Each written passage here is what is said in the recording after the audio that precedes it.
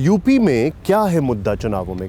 अगर मैं आपसे पूछूं ऑर्डर में, कोरोना, राम मंदिर, लॉ एंड ऑर्डर जिसको लेकर वो कहते हैं उन्होंने बहुत अच्छा काम किया है, या फिर वही चीज़ हिंदू मुस्लिम, ये सेक्युलर नॉन सेक्युलर, क्या आपको लगता है नहीं, यूपी में क्या होगा? ये तमाम इश्यूज यूपी के चुनाव में रहेंगे।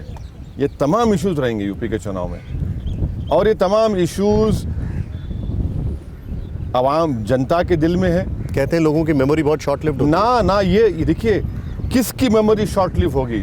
जिसने अपने भाई को खो दिया, अपने पिता को खो दिया, सही बात है। क्या वो भूल जाएगा? अगर किसी से कहूं कि भाई तुम्हारे पिताजी की मौत कब हुई, तो बोलेगा 30 साल पहले। गम ताज़ा है या कम हो गया? बोले कि गम ताज़ा रहेगा। आप बताइए कि सेकेंड वेव में 4 लाख से ज़्यादा लोग अगर मर जाते हैं और बीजेपी के पेशानी पर बल नहीं आता, तो कौन सी इंसानियत का मुजाहरा आप कर रहे हैं? कौन सी हमदर्दी का मुजाहरा आप कर रहे हैं? कौन से मेरे गम में आप शामिल हो रहे हैं? तो ये मुद्दा रहेगा यूपी में यकीनन। जहाँ तक सवाल लॉ एंड ऑर्डर का है, वो बराबर रहेगा।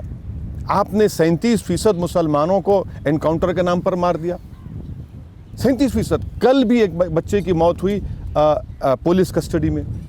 तो ये सब मुद्दे रहेंगे। मिस गवर्नेंस यूपी में बहुत ज़्यादा है। आप 100 सीटों पर चुनाव लड़ रहे हैं। हाँ, हमारे यूपी के प्रेसिडेंट जनाब शौकत अली साहब ने ये फैसला लिया है और उन्होंने इसका अनाउंसमेंट भी किया है। और अगर मैं गलत नहीं हूं तो शौकत अली साहब ने इस बात का भी जिक्र किया है कि 9 पार्टियों के दल के साथ एक अलायंस जैसा बना रहे हैं। मैं उनको पूरा इख्तियार दिया हूँ वो अलायंस करना चाहेंगे, किससे करना चाहेंगे, तो मैंने उनको इख्तियार दिया है।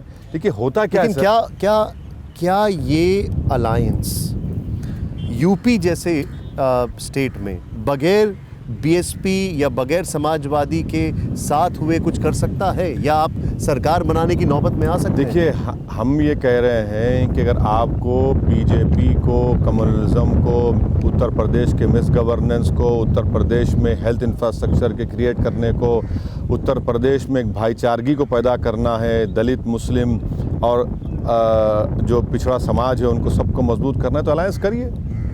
किसके साथ भाई?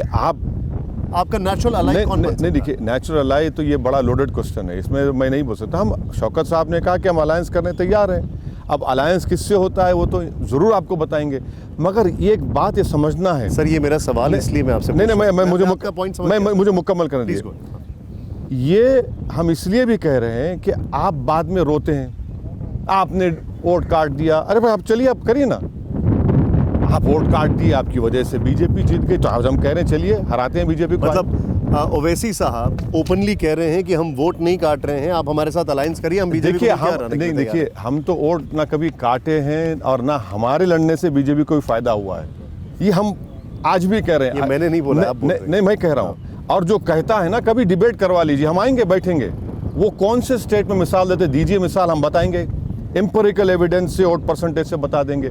ये जो अपने आप को सेकुलर कहते हैं। क्या मैं ये समझूं कि TV9 भारतवर्ष पर ओवैसी साहब एक ओपन ऑफर दे रहे हैं बीएसपी और सपा को कि हम बीजेपी को हराने के लिए तैयार हैं, आप हमारे पास आइए? मैं क्यों? हमारे उत्तर प्रदेश के प्रेसिडेंट जनाब शौकत साहब ने बात कही है, तो मेरे पार्टी के कि आप अलायंस के लिए तैयार हैं। अब वो उन्होंने कहा है, हम उसकी जाहिर है पार्टी का एक जिम्मेदार आदमी। सपा और बसपा किसी से भी देखिए क्या होता है, देखिए क्या होता है। फिक्र आपकी, सोमवार से शुक्रवार रात 9 बजे सिर्फ TV9 भारतवर्ष पर।